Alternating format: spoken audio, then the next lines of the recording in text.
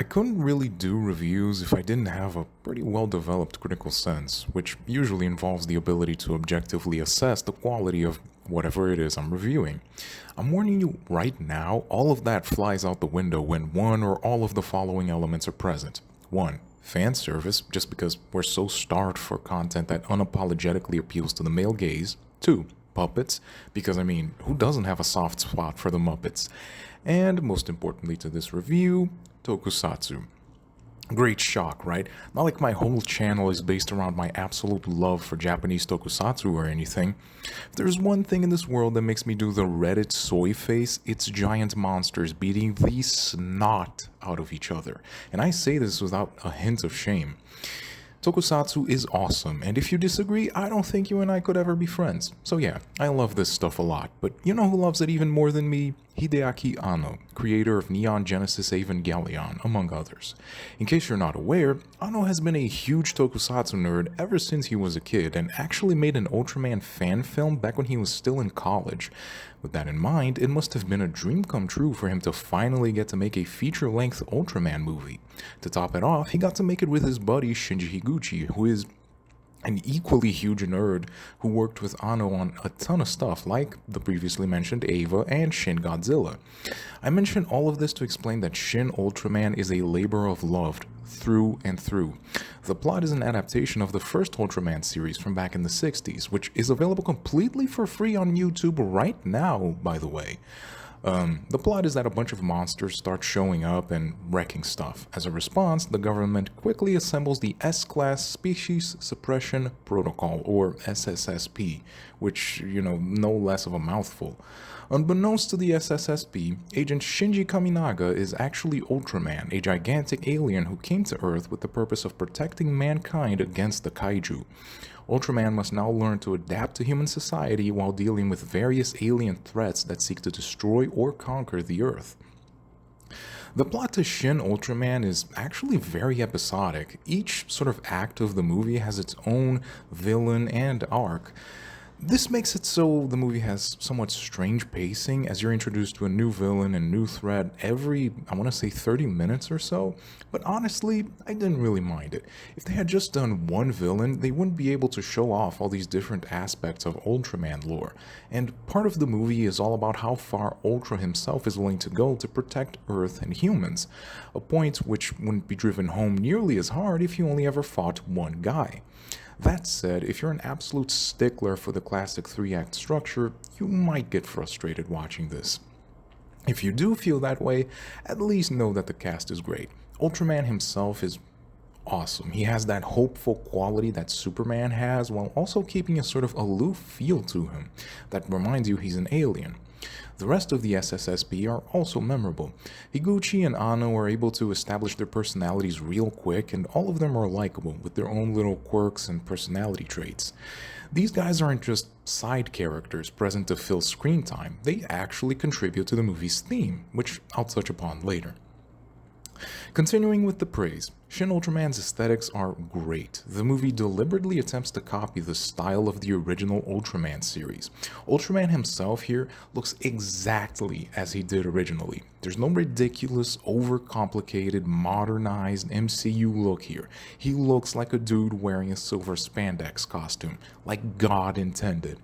Oh, and fun fact, apparently Anno himself did the mocap for Ultraman, the absolute mad lad. The same thing about the design goes for the monsters, which all look like something Go Nagai would have drawn for Mazinger Z back in the day. This obvious love for the 60s aesthetics extends to the soundtrack, which is freakishly accurate to old tokusatsu scores, so thumbs up to Shiro Sagisu for the OST. Negatives really boil down to the structure. I'm not very strict about that at all. I can enjoy movies that don't follow the classic 3-act structure, but I know a lot of people value that stuff and can become frustrated when a movie doesn't follow it. It's not a problem for me, but I can understand if it's a problem for you. You have to be in the mood for Shin Ultraman is what I'm saying. If you enjoyed Shin Godzilla and want a movie with the same sort of bleak tone, you won't get any of that here. The movie's campy, it's odd, it's optimistic. The whole point of it, without getting much into spoilers, is about how mankind has to pull itself up by its own bootstraps instead of continually relying on giant silver aliens to come and help them. Now, this is most likely Anno telling Japan to stop relying on the US so much and his desire to make Japan great again, which I'm all for, by the way. But even if you're not Japanese, you can still get a great humanist message out of this movie. This is a story that thinks us humans are pretty alright, all things considered. I'm a bit of a creative person, right? And one way I usually get ideas is to watch movies or TV shows and think to myself, oh, if I was making this, I would have done it this way. This isn't done on purpose, it's just something my head does. At no point during Shin Ultraman did I think any of this. I wouldn't have made this movie any different if I was in charge of it. Shin Ultraman, and this might be a controversial statement, is currently my third favorite superhero movie, right behind Sam Raimi's Spider-Man 1 and 2 and right before Unbreakable. I don't need to tell you it comes highly recommended for anyone even remotely interested in tokusatsu and 60s superheroes. Give it a watch. Okay everyone, this is the end of the spoiler section, and now we're going to start talking about spoilers. If you're interested in the movie, please watch it and then come back. Alright, are all of you gone? Okay, starting off with the villains. Which one did you guys like the most? Zareb looked so funny to me. The guy was dressed like an atheist YouTuber from 2011 with oversized fedora and trench coat and all. I'm not actually that well versed in Ultraman lore, but has he worn something like this before? In any case, he was neat. Just the kind of villain they'd have back in the 60s, and he actually managed to come off a bit creepy at times. Mephiles, though, was my favorite. His love of proverbs and businessman look made him stand out more than if he simply had his classic design on all the time. I do enjoy his line of thinking. From the point of view of an evil, super advanced alien, it makes perfect sense to take over Earth. I mean, there's billions of us, and we're in the Stone Age compared to some of these alien cultures. We'd be pretty much the perfect slave race for any number of evil sons of bitches out there. Mephiles' plot was insidious.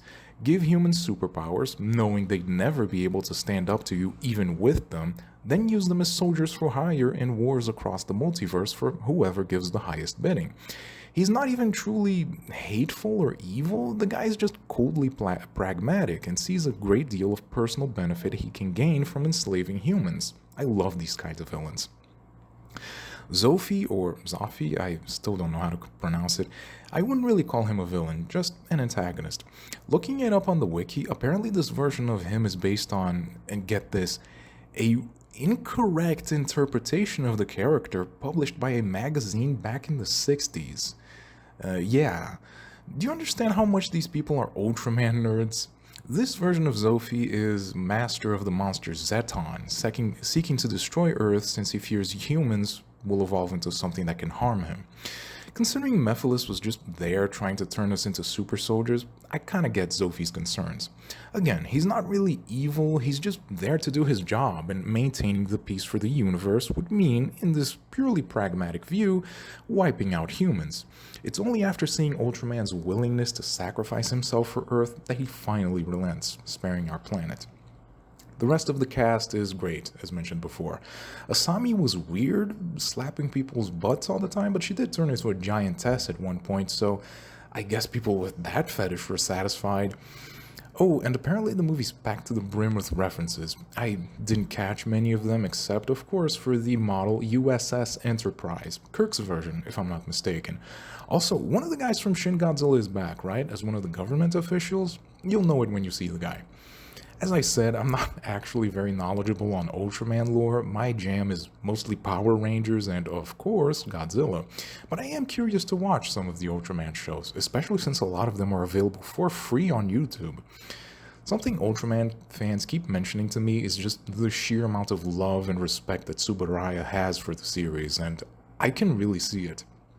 So yeah, third favorite superhero movie. If you're curious, the top 5 goes 1, Spider-Man, the Sam Raimi one. 2, Spider-Man 2, it's a close tie between them. 3, Shin Ultraman. 4, Unbreakable. And 5, The Avengers. Do keep in mind those are my favorite superhero movies, not my favorite comic adaptations. So yeah, if you've watched this far, I just want to say thank you, and if you enjoyed yourself, please like, share, and subscribe. And post a comment with your thoughts, really helps out. I'm going to try to go back to doing these video reviews here and there, but I can't promise I'll get them out weekly. I'm sorry, it's just my schedule is really hectic. So yeah, if you can help me out, I'll appreciate it.